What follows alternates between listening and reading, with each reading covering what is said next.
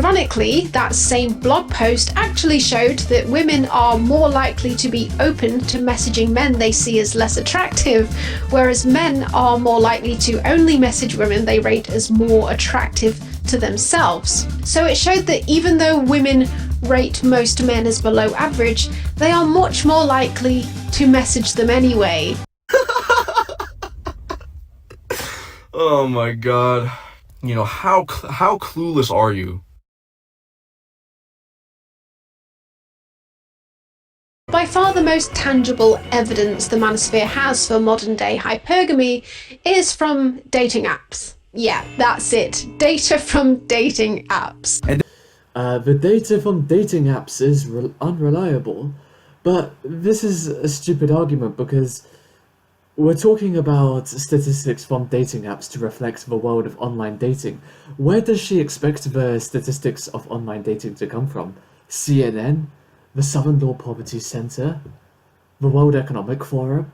I mean, come on, it's so stupid though. I don't get what argument this is. Pretty soon in the video, she tries to debunk the Cupid statistic, which basically shows this graph where, as we can see, most women view men as unattractive. Most men are seen as unattractive.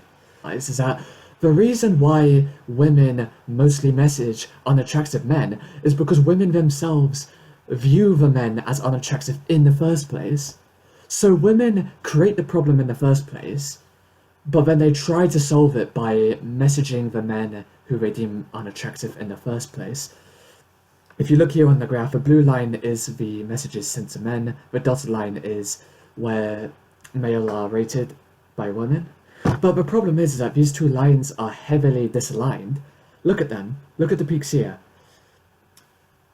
The line that shows the female to male message distribution is heavily skewed in front of the male attractiveness ratings. And what this means is that women message men who they deem to be more attractive than the average person.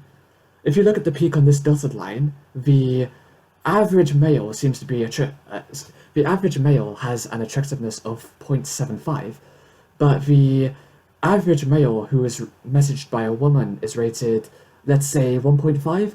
So clearly, women are messaging men who are way more attractive than the average guy. To dig into the statistics deeper, what I've done is that I've dotted the graph that I showed earlier onto a spreadsheet. So on the left-hand side, we have attractiveness between 0 and 100 for simplicity. On this column, we have a population of people in those stratas. So for example, 24% of people are between 20 and 30% attractiveness, while 2% of the population is between 80 and 90% attractiveness, for example. And then on this column, I have the messages received as a proportion. So, for example, 24% of guys are between 20 and 30% attractiveness, and all of them as a collective receive a total of 12% of the overall messages received. Now, what I want to do is check overall strength of the different populations, because obviously, if a population is bigger, then they're going to receive more messages simply because they are bigger in size, whereas if a population, let's say if the attractive male population is smaller, because not many guys are attractive, they're going to receive less proportional messages in total, because they consist of a smaller group of people. So what I've done is I've divided the messages by the population, and what we see here is that the attractive population have more strength in terms of receiving messages in the dating market, because they get more bang for their buck. In other words, these chads down here, 90 to 100%, even though they make up 1% of the population, they receive a disproportionate 4% of total messages, whereas these ugly guys at 0 to 10%, they make up 15% of the population, yet they only get 6% of the total messages, which is completely disproportionate. And so when Munecat says, oh, well, women don't care about attractiveness because women love to message ugly guys, that's actually not true, because look here, look here. Look at this graph right here. We see that women are only messaging unattractive guys more because they rate the guys as ugly in the first place. And actually, The reason why semi-attractive guys are messaged the most compared to any other group of people is because the medium-rated guys are they're attractive enough to be rated a lot by women because women love attractive guys, but also the medium guys, they consist of a larger population base, so as a collective, they get more messages from women because they're bigger in size. This woman is really stupid. She does not understand statistics. She doesn't. A fact that the red pill seems to gloss over is that women are always going to be more picky than men when it comes to dating due to the increased risk of violence and pregnancy, not because of hypergamy. Let's have a look at some stats that the manosphere completely ignores. Younger women who have used dating sites or apps are especially likely to report having negative interactions with others on these platforms. A majority of female online daters younger than 50 say harassment, unsolicited explicit messages are very common on dating platforms. 60% of female users aged 18 to 34 say someone on a dating site or app continued to contact them after they said they were not interested, while a similar share, 57%, report being sent a sexually explicit message or image that they didn't ask for. Roughly half of women think dating on sites or apps are an unsafe way to meet people. More under 20s sexually assaulted after meeting offenders on dating sites. The victims in 83% of the 671 cases were female and 17% were male. Oh, and I'm not done yet. Here. And then this dumb bitch says that women are reporting to be abused because men are being misogynist and evil. But this is not true because the statistics that this woman is showing, it includes exaggerations. Because what women like to do is that they like to exaggerate stories to get more sympathy. And also, what the statistic doesn't take into effect is that if women contact hundreds of men, hundreds of thousands, hundreds if not thousands of men on Tinder, of course there's going to be that one guy who threatens the woman and sends her sexually explicit videos. And just because one guy has been nasty to a woman, it doesn't mean that all guys are nasty. Again, according to that logic, because some immigrants commit crimes, all immigrants are evil. I mean, it's ridiculous, isn't it? And then she says, women are meeting sex offenders on Tinder. Oh, big problem, big problem. But yeah, as I said earlier, Tinder has millions of users, and that study she shows from the National Crime Agency only contains a data source of 671 cases.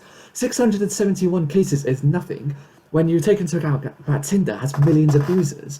So Munecat complains that dating apps don't screen for sex offenders, but let's suppose if they did. Well, men would just create accounts with fake names, alternate phone numbers, and they'll get around the loophole. They'll get around the security screenings by using fake credentials.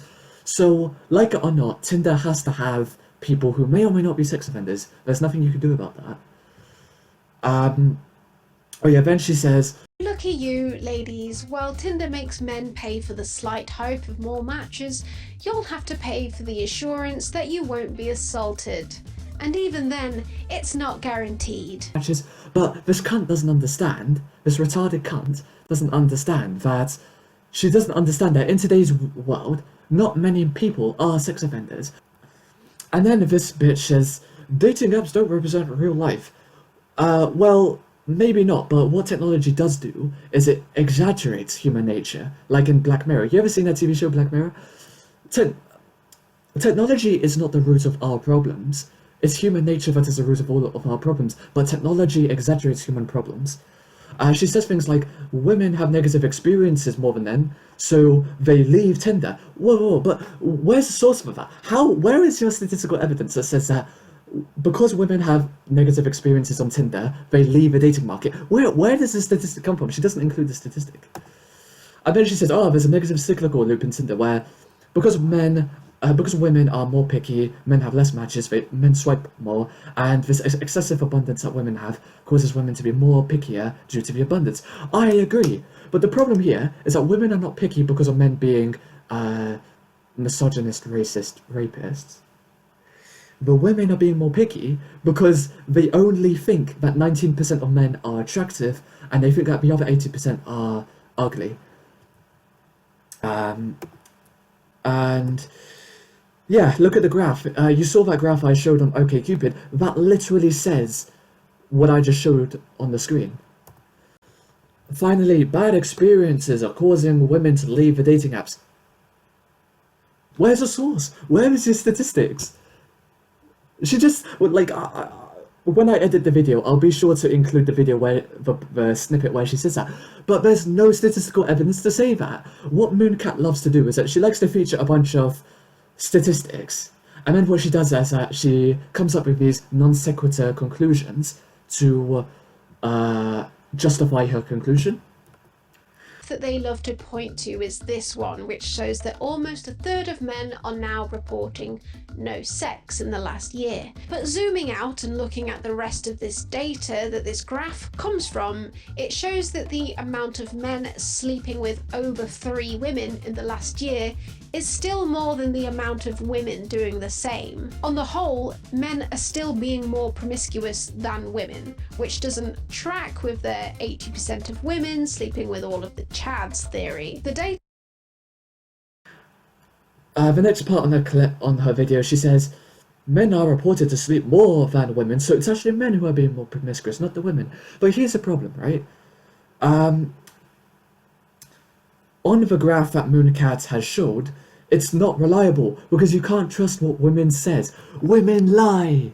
Because for a woman, there's a stigma to admitting promiscuity, whereas with a guy, there is no stigma to admitting promiscuity. And also, this person, she comes up with a false equivalency where she says it's a contradiction that men are more promiscuous than women, yet 80% of yet blackpillers say that 80% of women sleep with 10% of guys, but it's not a contradiction. These two phrases are not contradictions. It's possible for men to be more promiscuous than women, and 80% of women to be sleeping with 10% of the guys. Let me explain. For example, pretend this is a dating market. Here we have men and women represented as stick figures. Now, on the male side of things, 20% of males are sleeping with 75% of women. 20% of males are sleeping with just 2 women. 50% of males are sleeping with just 1 woman. And the bottom 20% of males are sleeping with nobody. And if you look at this graph up here, which shows how many sexual partners males have, this graph seems to be accurate. This diagram makes sense, fine. But then if you look at what women are saying, women on this graph say that basically 3/4 of them sleep with 1 male. But this just can't be true, because if we represent this on this graph, we see here that 50% of women sleep with 1 guy, fine. But then 25% of women are sleeping with 2 guys, and 25% of women are sleeping with 3 guys at the same time. And so logically, this means that this graph that Munecat showed is logically impossible. It does not make any logical sense, because how do you make this diagram such that this guy up here is super duper promiscuous, because yet this woman here isn't being as promiscuous? You can't rearrange a graph because it logically does not work. The reason why there's a disparity between these two graphs is that women are lying, because women lie all the time.